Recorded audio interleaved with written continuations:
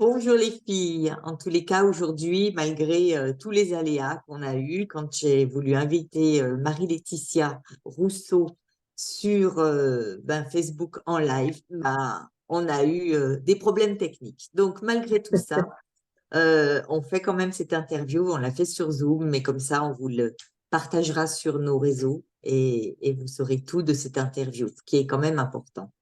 Alors, Marie-Laetitia est une personne qui s'occupe surtout des femmes pendant la grossesse. Et aujourd'hui, on va vous parler justement des montagnes russes émotionnelles pendant cette période de grossesse. Alors, par contre, je vais te laisser te présenter si tu veux bien, Marie-Laetitia. Oui, avec plaisir. Merci déjà Marie-Christine d'avoir proposé cette interview. Alors, Avec donc moi je plaisir. suis Marie-Laetitia. J'ai bientôt 41 ans. J'ai deux enfants, deux beaux enfants. On est en famille recomposée. Bon, désolée pour mon petit nez. Je suis pas du nez aujourd'hui, je suis un petit peu malade, mais on voulait absolument faire cette interview. Oui. Et donc, oui, j'accompagne les femmes et vraiment aussi le couple en général, de la conception du bébé jusqu'au premier mois, avec le bébé dans les bras.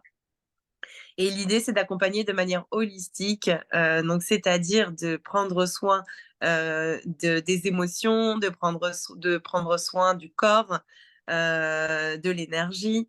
La seule chose que je ne fais pas, en fait, ça va être l'accompagnement médical.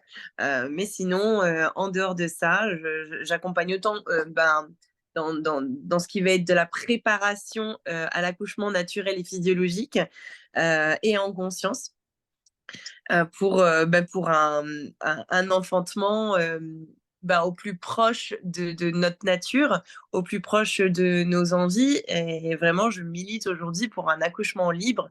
Voilà, que les femmes souhaitent accoucher sous péridurale, et ben qu'elles le fassent, qu'elles n'en veuillent pas, et bien qu'elles le fassent, qu'elles veuillent accoucher chez elles toutes seules, et ben qu'elles le fassent. Voilà, c'est vraiment un point d'honneur que j'ai, de faire en sorte que l'accouchement soit vraiment un acte libre, et de pouvoir faire en sorte aussi que le coparent puisse se sentir investi, et puisse soutenir la femme qui accouche dans son projet. Parce que c'est vraiment des projets de couple, on le voit. Si une femme a envie d'accoucher sans péridurale, mais qu'elle a aucun soutien à côté, ça ne peut pas fonctionner. Et l'inverse non plus, en fait. C'est vrai que c'est vraiment un projet de couple, et donc j'accompagne là-dessus.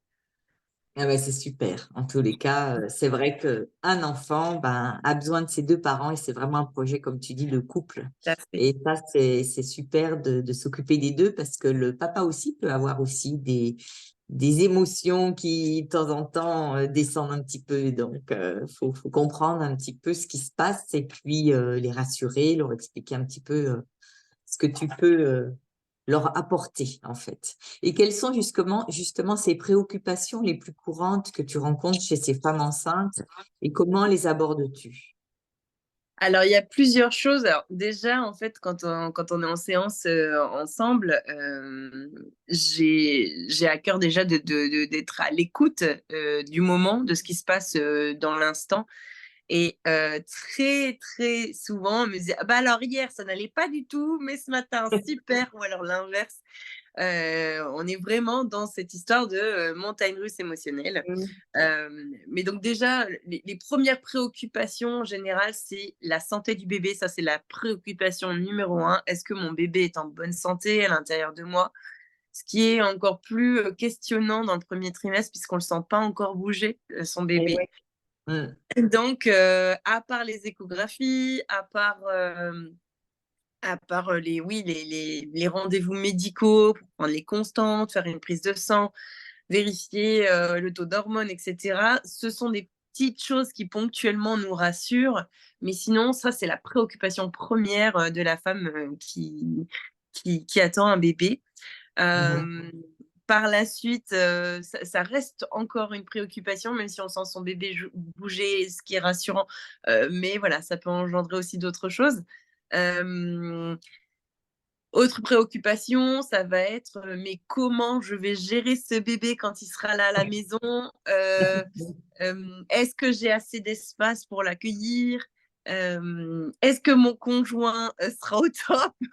Parce que pour l'instant, souvent j'ai des mamans qui disent: «Ah oui, non mais je vois, il est pas toujours très mature, alors comment ce sera quand on aura un enfant?» Vous inquiétez pas mesdames, on est tous dans le même, dans le Oui, même dans le sac. même lot. On est toutes passées par là. Ah oui, c'est vrai que pour le premier enfant, on s'inquiète toujours pour ça. Mhm. Mais et voilà, je rassure ces femmes déjà en leur déjà la naissance d'un bébé, ça fait des miracles et ça change un homme, hein, parfois. Vraiment, Exactement, oui. c'est vrai Mais ils se rendent que compte, je pense qu'ils se rendent compte qu'ils sont vraiment pères là à ce moment-là, parce que alors, physiquement, il est là, quoi. c'est là où il y a un décalage et c'est ça qui va accentuer, les montagnes russes émotionnelles chez la femme. C'est qu'en fait, Mhm. il y a un décalage entre le coparent et la femme qui porte un enfant. Parce qu'en fait, la femme qui porte un enfant, elle est H24 avec Et cet oui, enfant. et oui. Elle est H24 dans ses pensées, dans ses hormones qui vont dans tous les sens, et voilà, dans ses préoccupations. Alors que le coparent, il est en mode, «Ouais, ben, c'est tout, on verra quand bébé sera là». Heu, Bon, alors que peut-être la un femme peu moins enceinte à a la fin besoin que quand tout soit même. prêt. Ouais, Voilà, c'est peut-être un ça. peu moins à la fin parce que le bébé bouge, il peut le sentir, etc. Et puis s'ils font de l'autonomie aussi, Oui, ça peut être sympathique pour le papa parce que ça c'est l'inclut un ça. petit peu en amont, en fait. C'est ça, bon, on va en parler un petit peu après, hein, mais Oui. oui, moi, je vais proposer plein de petites techniques, et des petits exercices pour, faire en sorte que ce soit une Oui. aventure de couple et pas uniquement une aventure de femme. Mais c'est vrai que, ben, ce qui se passe dans la tête et dans le corps d'une femme enceinte, alors dans le troisième trimestre, c'est hyper fort aussi ça, c'est-à-dire que par exemple, il va y avoir des injonctions en elle. Il faut absolument que, par exemple, pour telle date, tout soit prêt, tout soit fait, quitte à apprendre, je l'ai fait même moi-même, hein, quitte à aller poncer les murs soi-même, de faire la peinture soi-même, de porter des charges lourdes alors que tu sais très bien que tu n'as pas le droit et que c'est vraiment contre-indiqué. Eh Mhm. bien, voilà, il y a vraiment un décalage entre, le coparent et la femme, qui porte et donc moi, tout mon travail, c'est vraiment, d'aller, rassurer de ce point de vue-là. Déjà d'expliquer que, bah, on passe toutes par là, tous les coparents passent par là aussi et eux, ils sont là à nous regarder, à dire: «Non mais qu'est-ce qu'elle fait? Mais attends, on a le temps quoi!» Alors que pour la femme, c'est hyper important, il faut que ce soit fait. Donc voilà, j'explique les pourquoi, c'est comme ça Mhm. et et ces envies irrépressibles, ça peut créer, des tensions dans le couple et ça, c'est vraiment une grosse préoccupation parce qu'elles se disent: «Waouh, mais si ça se passe comme ça, comment ça va être en postpartum? On va pas se comprendre, ça va être horrible, puis le jour de la naissance, on va Oui, redescendre, faut tout va descendre. bien». Voilà, en général, les préoccupations, c'est la santé, heu, le couple, le postpartum et évidemment, comment va se passer mon accouchement? Si j'ai Eh oui. décidé d'accoucher sans péridurale et naturellement, comment je vais gérer la douleur? Est-ce que je vais y arriver? Voilà, spoiler Mhm. alerte, vous allez y arriver, votre bébé va sortir Oui, et vous allez y arriver dans tous les cas. Voilà. ben, comment tu les aides justement à cette préparation mentale et Oui. émotionnelle au niveau de Oui. l'accouchement? Alors, bah, moi, déjà, bon, en termes d'outils, je vais Mhm. vraiment baser mon accompagnement sur tout ce qui va être des exercices de respiration, de méditation, de visualisation. Par exemple, il y en a une qui est que d'ailleurs j'offre en cadeau que vous pourrez retrouver sur ma bio Instagram. C'est la visualisation de rencontre avec son bébé. Et donc déjà, avec son bébé in utero, on peut aller à sa rencontre, aller lui parler, le sentir, même si c'est le premier trimestre. C'est quelque chose qui est, enfin, cette visualisation, elle est incroyable. Toutes celles qui l'ont faite, qu'elles soient dans mon accompagnement ou non, elles le font à volonté. Et ça, visualiser son bébé, faire des vision boards aussi, le chant prénatal. Ce sont plein d'outils qui vont qui vont permettre à la femme d'aller à la rencontre de son enfant et même aux coparents d'aller à la rencontre des sensations de son enfant par des trucs tout bêtes. Allez, je vous en donne un. Je vous en donne un. Oui, oui, allez, donne-leur. Par exemple, on gonfle un ballon de baudruche. Alors, c'est pas très écolo, on est d'accord. Mais c'est pas grave, un ballon de baudruche, si vous en avez un, vous pouvez tous faire l'expérience pour savoir ce que ressent un bébé à l'intérieur. C'est vrai qu'à partir de 5 mois, le bébé à l'intérieur du ventre va commencer à entendre. Mais avant ça, sur la peau, il y a tellement de petits capteurs. Vraiment, tout est à fleur de peau hein, chez un bébé. La peau est tellement fine et ressent tout. Et donc, la moindre vibration va effectuer comme un petit massage sur sa peau. Et donc, comment on peut l'expérimenter avec un ballon de baudruche? On prend le ballon de baudruche en face à soi avec les. Alors, attendez, parce que là, je porte mon téléphone et je vais vous montrer. Donc, en fait, on prend le ballon comme ça entre les mains et puis on peut commencer à parler juste devant le ballon, en s'éloignant, en s'approchant, faire des petits exercices et expérimenter les voyelles, les O, les A, les I. Et on va constater que dans le ballon, ça va vibrer de manière différente et on le sent dans nos doigts. Et c'est ce que sent notre bébé quand on lui parle, quand on vient lui chanter une petite chanson, quand on, quand même même sans le vouloir, de toute façon, c'est tout ce qu'il va entendre à l'intérieur du ventre. Euh, et Ok. ça, en fait, de se rendre compte de ce que vit un bébé, ça permet de se sentir encore plus acteur et d'avancer en sérénité, papa, maman, vers l'enfantement.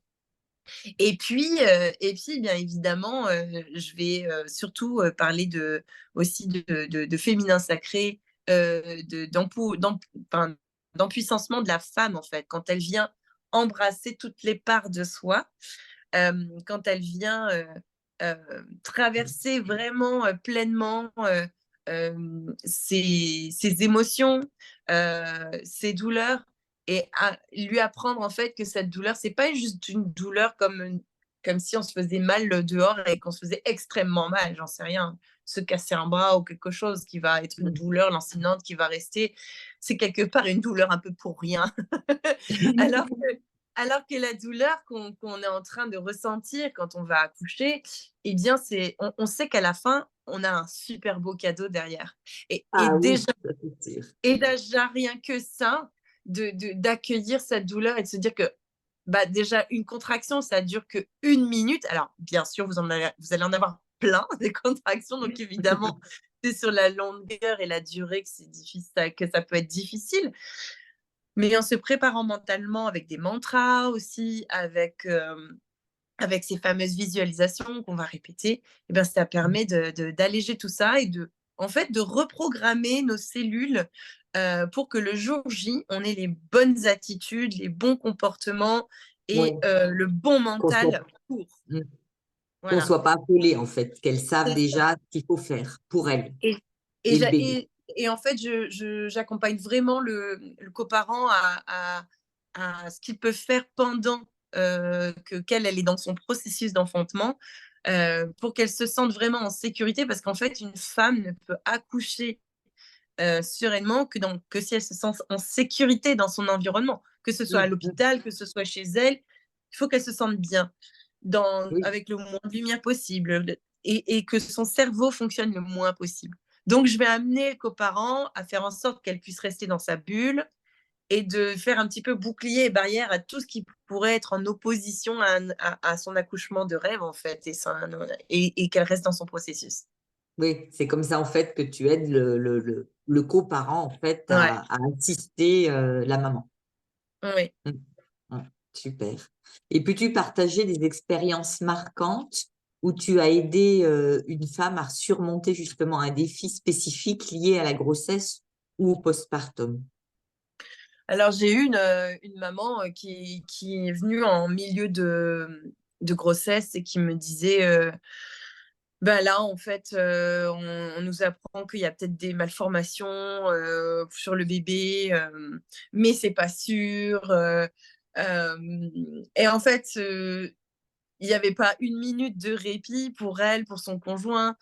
Ils avaient déjà un enfant, ils étaient en train de se projeter en disant mais oh mon Dieu, imaginons qu'on ait un enfant handicapé, c'est pas uniquement que cet enfant-là, ça veut dire que ça va impacter nous, ça va Bien impacter aussi sûr. la grande sœur qui avait à peine 2 ans. C'était très, stressant.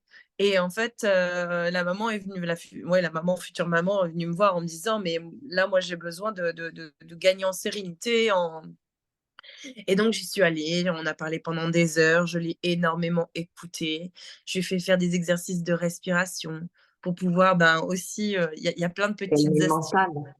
pour, voilà, Mm. pour libérer le mental, heu, à autour du son, autour de la vibration, et puis, bah, le massage, passer par le corps, faire du bien au corps.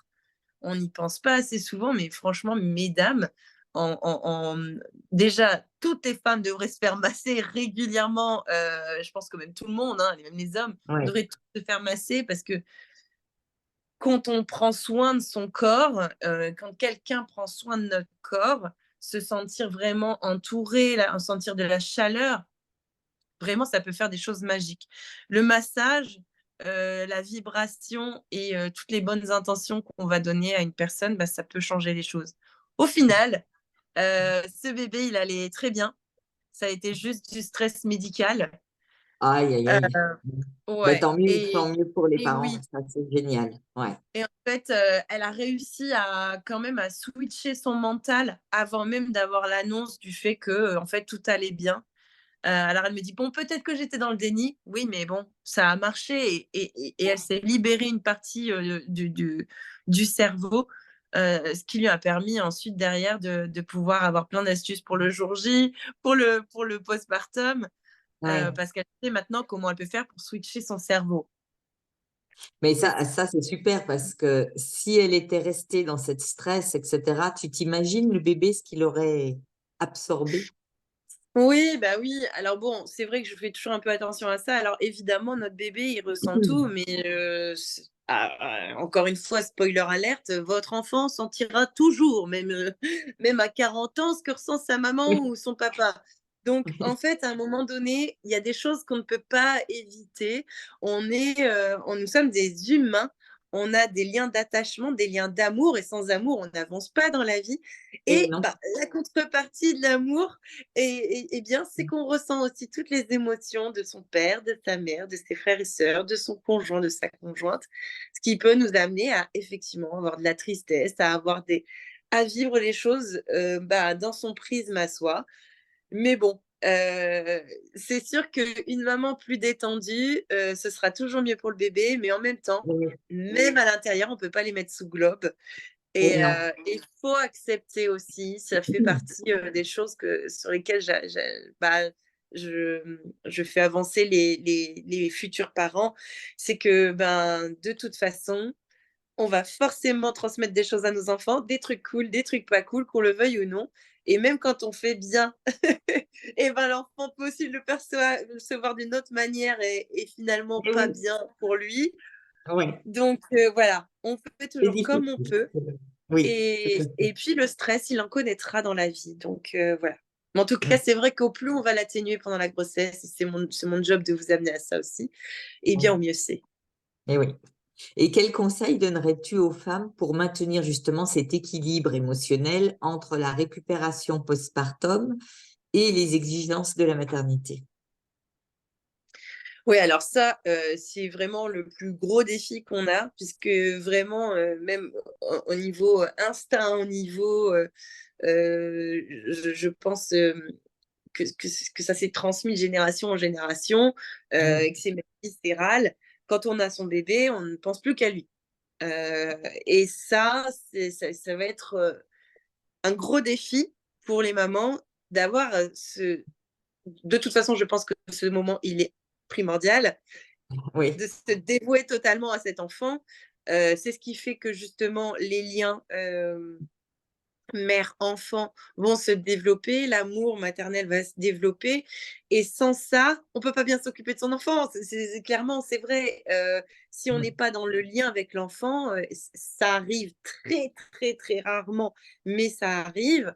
Bah, une mère qui sent pas d'amour, pas de relationnel, qui a pas envie d'élan d'aller vers son enfant, bah, elle va pas s'en occuper.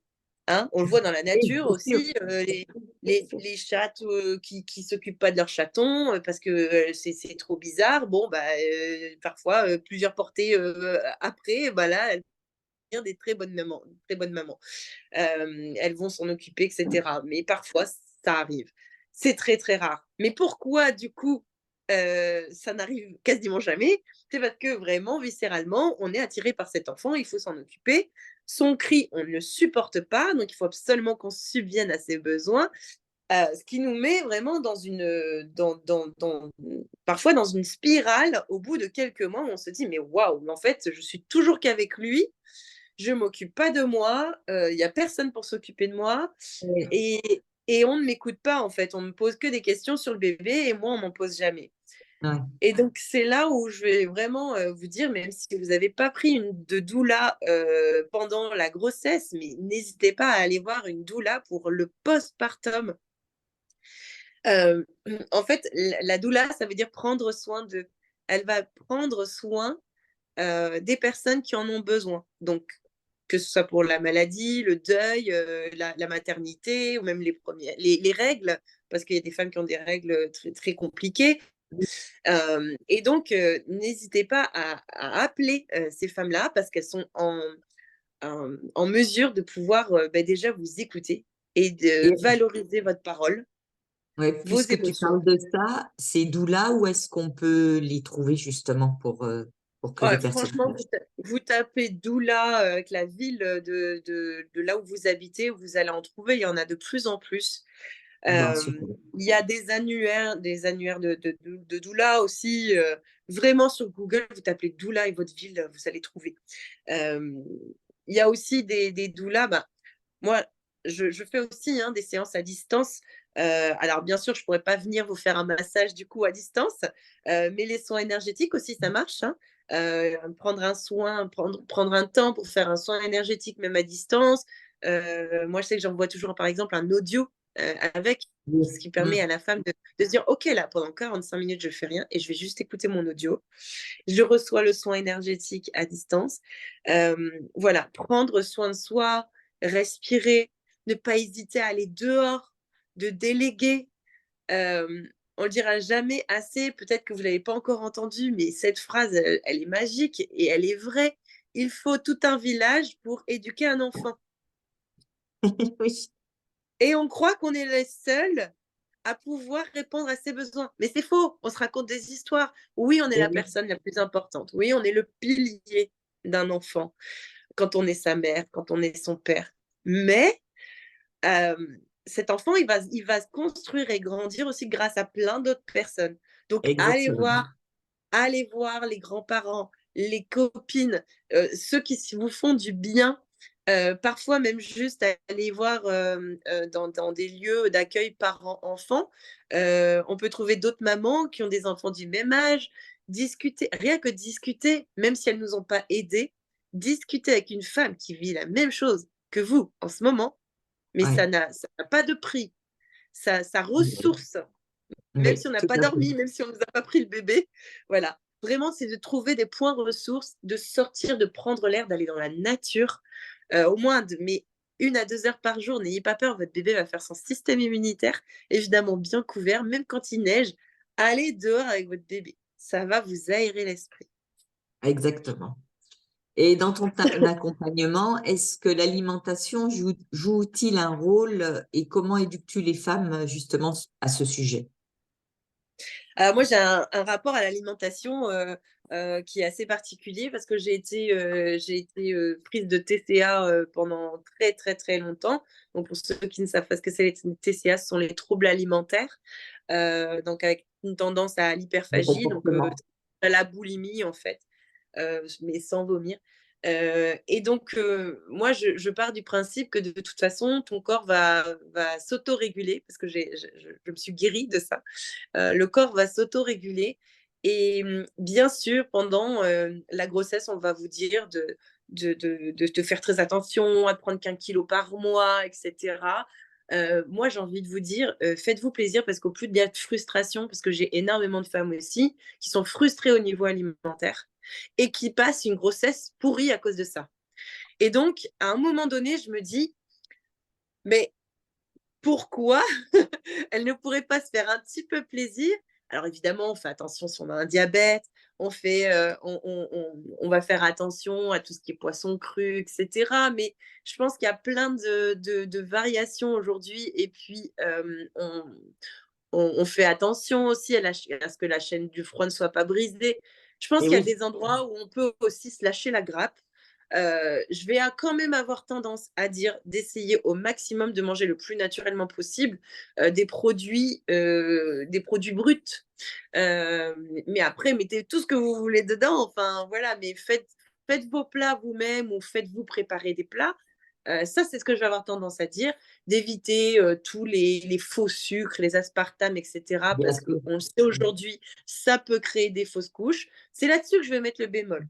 C'est tout ce qui Ah, est ok. préparé, Hmm. tout ce qui est truc trop préparé, tout fait, je vais mettre un bémol.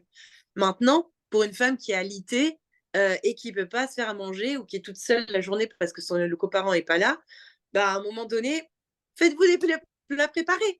Voilà, tant pis. Oui, oui, oui, On mais il fait y ce a qu'on toujours, peut. oh, il y a toujours, si on fait un petit peu plus, il y a toujours des restes. Donc, Voilà, c'est voilà. ça. C'est ça. Donc, vraiment, dans ces cas-là, il ne faut pas hésiter aussi à demander. Ben, encore une fois, les doulas, elles peuvent venir vous faire à manger. Faites les courses et elles Oui, viendront, elles vont faire à manger pour vous pendant 1 heure et vous servir à manger, etc. C'est pas une honte, en fait, de se faire aider. Euh, mais c'est clair qu'au niveau de l'alimentation, c'est peut-être le seul truc où je vais insister, d'essayer de manger des choses qui sont brutes, fraîches, pleines de vitamines, ça c'est sûr. oui, Et oui, c'est oui. encore plus vrai pour le postpartum. Vraiment, j'ai presque envie d'insister plus pour le postpartum parce que on a besoin de se reconstruire et on a besoin énormément d'énergie pour s'occuper de notre bébé, mais aussi pour que le corps se reconstruise et reprenne sa forme initiale. Et ça prend minimum 1 an. Oui, et en plus, si la personne, enfin, si la femme allait son bébé, Oui, forcément, elle va avoir encore plus besoin. Par contre, ce voilà. qu'on peut peut-être dire, il y a certains aliments qui sont peut-être à éviter, tels que les Oui. choux-fleurs ou des choses comme ça.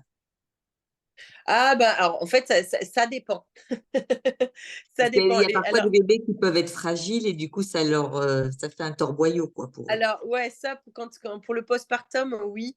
Pour Oui. la grossesse, non, les choux, ça va. Par contre, pour le postpartum, oui, il y a des choses qu'il va Mm. falloir éviter pour si on allait, surtout bébé. Voilà, c'est ça. Ça, c'est clair que les choux, ça va être à éviter. Le chocolat, ça nous fait du bien, mais par exemple, ça va avoir tendance à constiper l'enfant. Ouais, c'est vrai qu'il y a des petites choses comme ça. Et puis alors vraiment, je vous inviterai vraiment à éviter les faux sucres, vraiment. Ça, j'insiste. L'aspartame, c'est un des plus, des plus connus, mais ça, on évite, c'est clair. Mm. Mm. Et manger plus Et, de vitamines, des bouillons, ça c'est des mines d'or pour l'allaitement. mm. Mm. Et en quoi consiste ton suivi justement postpartum et comment adaptes-tu ton soutien en fait aux besoins individuels de chaque femme? Alors en fait, dans mon accompagnement, je fais un accompagnement avec une plateforme en ligne avec plein d'astuces, des préparations et en fait, je prépare déjà au postpartum avant l'accouchement. Donc, les femmes qui me prennent mon accompagnement savent que, elles ont tout un module, là-dessus et puis comme je suis là, au besoin, dans mon accompagnement, j'ai prévu, un certain nombre de séances, hem, avec Après, moi mm, avec moi, mais j'ai fait exprès de découper et d'en avoir forcément pour le postpartum parce que souvent les femmes ne se rendent pas compte à quel point elles vont avoir besoin d'écoute et besoin de conseils à ce moment-là. Eh Donc, oui. il y en a 4 obligatoires en postpartum. Et j'ai même je propose même un soin énergétique à distance pour elle et pas pour bébé. Oui, oui, Voilà, parce que parce que ça, pour moi, c'est primordial de prendre soin de leur santé mentale, de leurs émotions au moment du postpartum. Et comme pour la grossesse, je vais avoir aussi des outils tels que des exercices de respiration, des petites visualisations. J'en ai une qui s'appelle SOS postpartum, celle où oui, on est donc, vraiment en crise, qu'on supporte plus les cris de l'enfant ou autre. Il y en a une qui est spécifique pour ça. Elle dure pas longtemps, mais voilà, ça prend 10 minutes elle, et elle aide. voilà. Elle aide beaucoup, Oh, oh. justement. Ah Mm. ouais, ouais, ouais, ça va aider Et beaucoup. C'est Et sûr donc qu'on voilà. c'est sûr qu'on parle souvent du bébé et on oublie un tout petit peu la maman. Et c'est à Ah ce ouais, moment-là, surtout postpartum, on se dit bien bah, le baby blues, etc. Puis il n'y a pas que tout à ça. fait. Donc le corps se remet en route enfin, il se remet en route pour redevenir normalement. Mais en plus, si elle allait, eh ben, il y a encore d'autres choses qui se mettent en place. Enfin, c'est vrai Tout que à fait. sur le plan hormonal, il y a plein de choses qui bougent encore pour la Et femme. puis au niveau du couple aussi, parce que c'est toute une réorganisation du Et oui, couple, de la bien sûr. famille, de Mm. l'organisation même dans la famille au sens élargi, hein, Oui, oui, donc bien sûr. Mm. Et quels sont les plus grands mythes ou malentendus concernant justement la grossesse ou le postpartum que tu souhaites dissiper? Déjà, sur le fait qu'on ne cesse de dire depuis des années, aux femmes que la grossesse, ce n'est pas une maladie. Alors, effectivement, la grossesse n'est pas une maladie, sauf qu'il y a beaucoup de femmes qui sont malades pendant leur grossesse. Et ça, c'est, du coup, une injonction que se sont fait les femmes sur des décennies.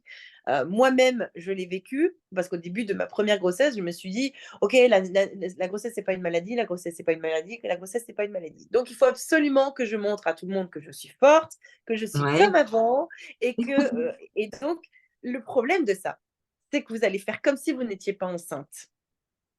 Et Ah, quand on oui, fait comme si on n'était pas enceinte, à un moment donné, eh ben, on est épuisé et le bébé va sortir à un moment donné. Et eh donc, je oui, vois des fois des femmes qui ont passé toute leur grossesse en disant: «Moi, j'ai passé une grossesse de rêve, j'ai fait comme si de rien n'était, j'ai continué à aller au travail, machin, machin, machin». Et résultat, il se passe souvent que cette femme-là, eh ben, au moment où elle a son bébé dans les bras, eh ben, c'est comme si elle avait pas compris qu'elle allait avoir un bébé. Et d'un seul coup, elle se retrouve avec un bébé dans les bras, elle se dit: «Waouh, mais qu'est-ce qui se passe?» Et là, c'est la douche froide. eh Et oui. moi, je Là, pense c'est que vraiment, difficile ces après. 9 mois, ils sont là pour investir sa grossesse, prendre conscience petit à petit des choses et prendre conscience, qu'il va y avoir un énorme bouleversement dans ta vie. Et Exactement. que Et surtout, forcément, ça va changer les choses. eh oui, c'est surtout accueillir en fait bébé Oui. pendant qu'il est en construction. C'est Et surtout, vraiment être. accueillir ton changement intérieur parce que tu vas devenir mère, en fait. Et Eh ça oui, se prépare de devenir mère. eh oui, eh oui. Et ça se prépare et ensuite ça se vit au quotidien.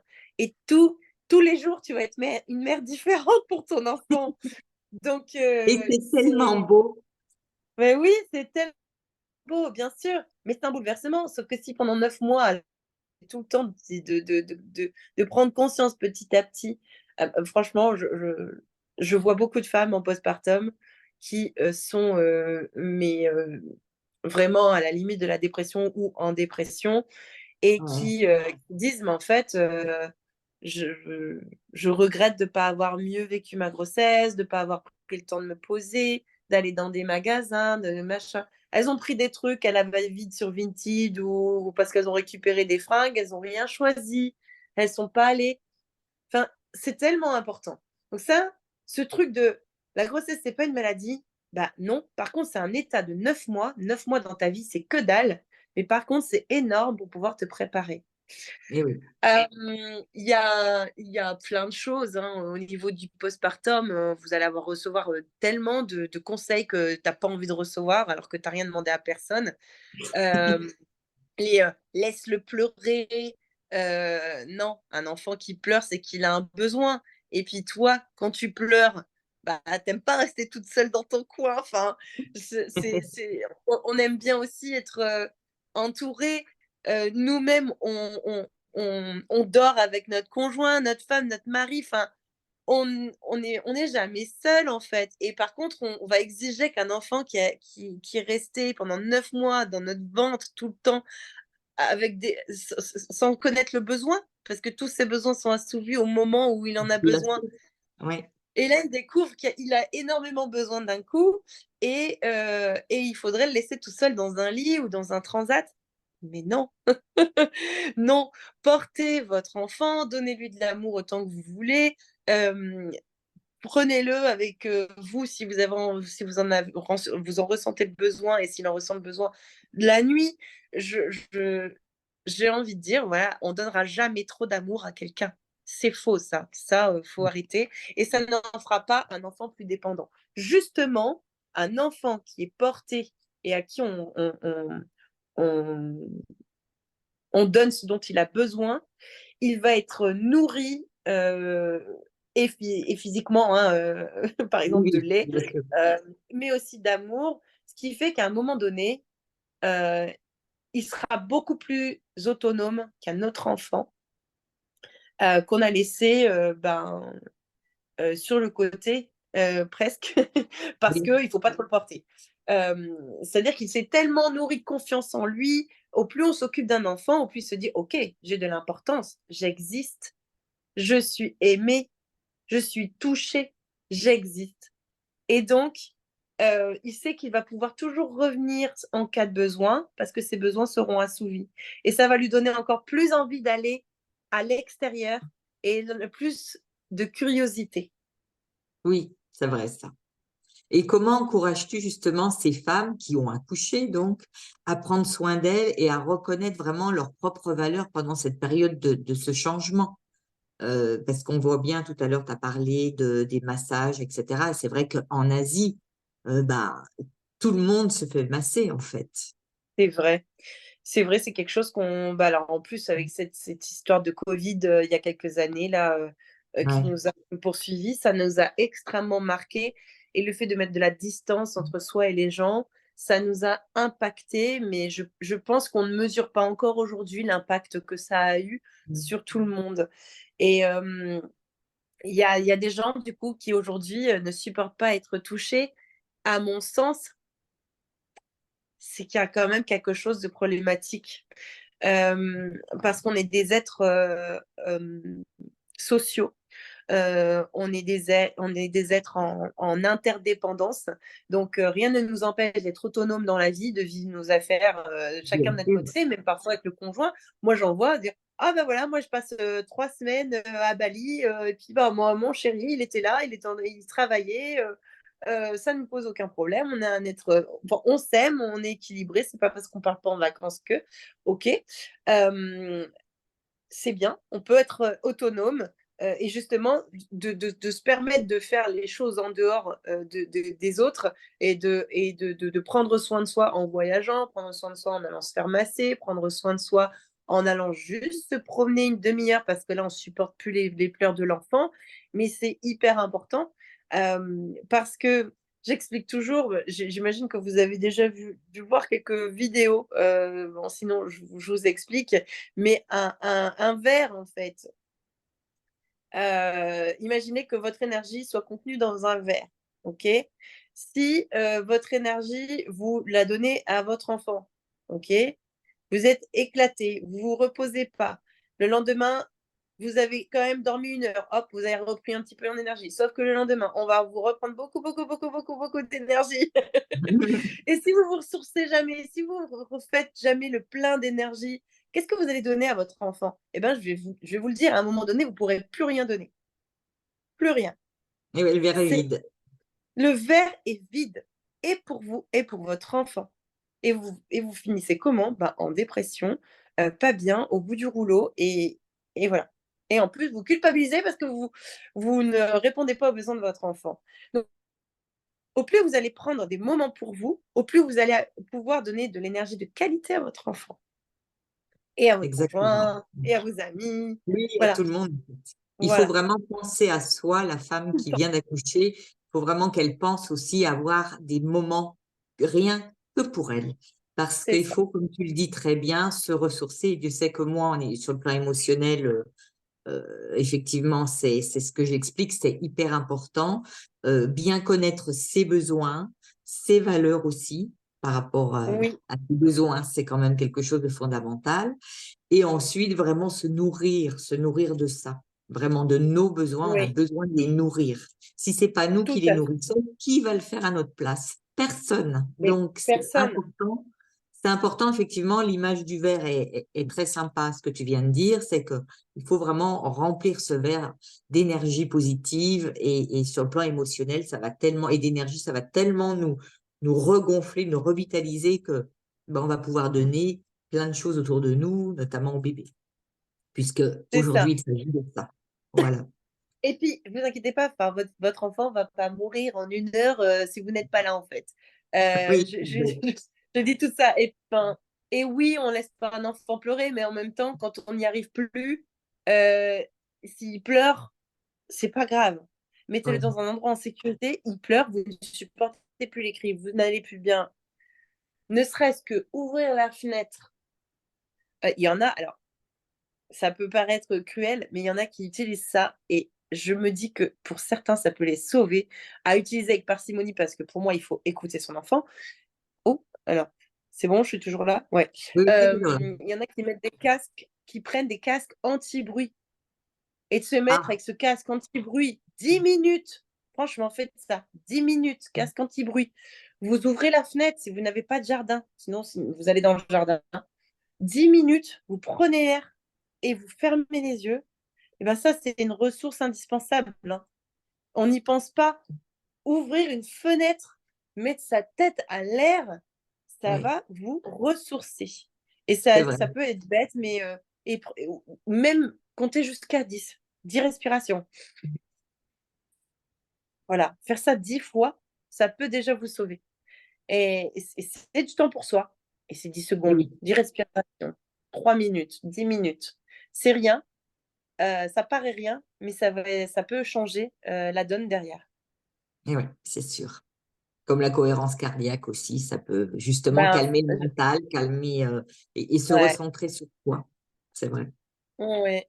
Bah, la cohérence Oui, cardiaque, je l'utilise beaucoup hein, dans l'accompagnement et des oui, femmes enceintes. oui, Alors, sans mm, rétention d'air, évidemment, mais oui, parce qu'il y a, voilà, il y a plusieurs façons de réaliser la cohérence cardiaque. Donc, oui, pour les femmes enceintes, sans rétention d'air, on s'oxygène tout le temps, on ne retient pas sa respiration. oui, Mais c'est magique et ça apaise le mental, ça booste le système immunitaire, ça fait baisser le taux de cortisol, donc l'hormone de stress. oui, Ça, c'est une pépite. oui, c'est vrai, c'est une pépite. Ça, souvent, je l'utilise aussi. C'est vrai que c'est chouette. Ben écoute, merci beaucoup Marie-Laetitia de nous avoir donné tous ces petits conseils, ces petits tips que je suis sûre beaucoup d'entre elles, ces femmes qui sont soit qui vont avoir un enfant, soit qui sont déjà enceintes, ou les postpartum aussi, parce qu'il y en a quelques-unes aussi Exactement. qui ont besoin d'être encore accompagnées à ce moment-là.